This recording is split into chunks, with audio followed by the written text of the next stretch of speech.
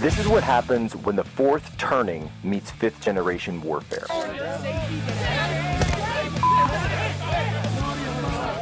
A commentator, international social media sensation, and former Navy intelligence veteran. This is Human Events with your host, Jack Posobiec.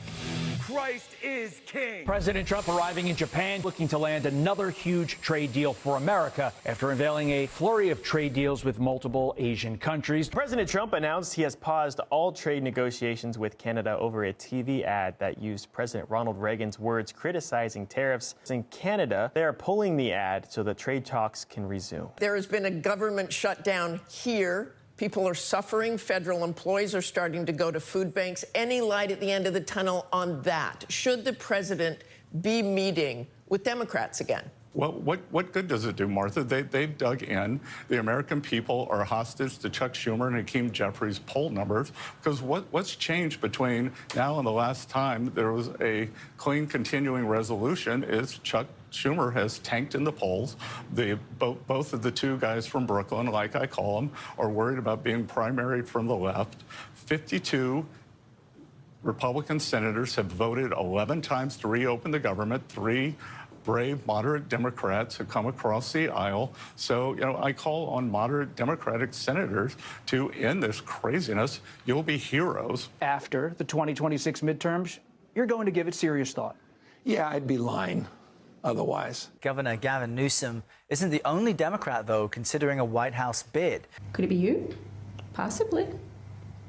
Have you made a decision yet? No, I have not. President Trump with a clear message of force in the Caribbean. We stopped all drugs virtually from coming in by sea. And we'll stop all drugs from coming in by land very shortly. The Pentagon now sending the Navy's largest aircraft carrier strike group to the region, the USS Gerald R. Ford, nearly doubling the number of U.S. forces there and adding to the B-1 bombers flown near Venezuela's coast this week. The Trump administration has accused Venezuelan leader Nicolás Maduro of heading up the Cartel de los Soles and facilitating the flow of drugs into the U.S. This is a central hub of terrorist activity across the Western Hemisphere. The Pentagon says 43 people were killed from at least 10 strikes on vessels they say were carrying drugs. Not war, not war, not war. Just peace, just peace, just peace, forever, forever, forever. Peace forever. Ladies and gentlemen, welcome aboard today's edition of Human Events Daily. We're here live on Real America's Voice. Today is October 27th, 2025, Anno Domini.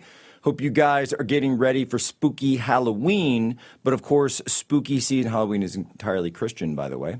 But spooky season has already begun in New York City, where Zoran Mamdani, as it turns out, and if you go look at all of the polls, if you go look on some of the betting markets like Kalshi, where people are putting up money for on this, it looks as though he is running away with it. We talked about this last week, where both Cuomo and Curtis Sliwa neither of them had dropped out. Didn't look like either of them were going to. I would encourage Cuomo to drop out, and Cuomo, in fact, should be the one to drop out in that race, but he's not going to.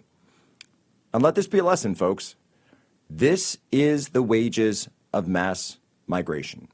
If you import the third world to your country, if you open your borders and give them free access to everything that we have, they will come and they will vote for their own people, just like they did in Minneapolis, just like they did in Dearborn, just like they're going to do in New York City, in America's greatest city.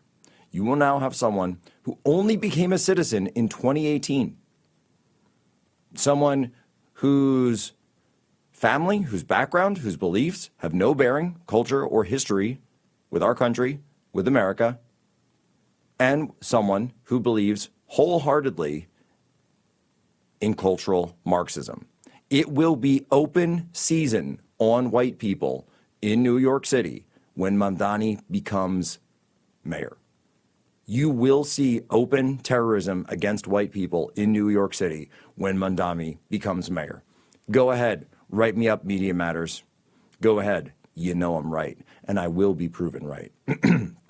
But fortunately, there is hope, because just across the river in New Jersey, that is where things are absolutely heating up for the Republican candidate, Jack Ciattarelli. And to everyone within New Jersey that is in the sound of my voice, get to the polls right now. Polls are open from 10 a.m. to 8 p.m. every single day this week. They also open, I believe it's 10 to 7 on Saturday and then 10 to 6 on Sunday. Double check that with your local area to make sure, but I believe it's 10 a.m. every single morning. You need to be there. You must have a plan. You must normalize going to the polls to vote for Jack Ciattarelli. And if you are not in New Jersey, then what must you do? You must go to every single person in your phone contacts, every single person you know that has any connection to New Jersey who might be a New Jersey voter, and say, you must start asking them, have you voted yet? Have you voted yet? New Jersey, have you voted yet? When are you going to vote? When are you going to vote? When are you going to vote? When are you going to vote for Jack Ciattarelli? It's very simple. You must do this. You must be persistent. And you also must normalize harass social media influencers. Why are you not talking about New Jersey? Why are you not talking about the election in New Jersey? Why are you talking about any other issue if you have not yet told your followers, your subscribers, the people who listen to you about the election in New Jersey? It is paramount. This is a winnable, close election that Republicans can win if they get out the vote. It's as simple as that. So please, harass every single conservative pundit and social media influencer that you can find and ask them, why aren't you talking about the election in the Garden State, New Jersey? Right back, Jack Posobiec, Human Events Daily continues.